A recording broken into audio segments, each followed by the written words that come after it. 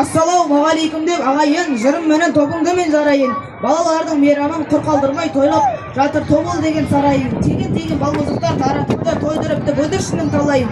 Осы мейрамда жашап жатқан ағалардың жолымен осы кезде жалғайын. Ойыншықтар таратып бермесекте кішігір армауымды арнайын. Қазағымда кең байтақ дала бар ғой, сол даламда көз тойдырар қала бар ғой.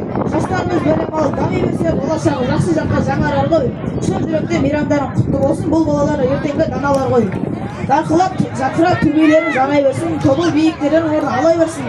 Жақсылық пен табыс серік болып, дүкеніңнің іші әркез тола берсін.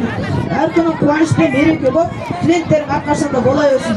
Ендігі аман есен болыңыздар, тойымыз той боласын тобымыздар. Кешіміз ерекше десеңіздер, аямасын болақты орыңыз. Жарайсың.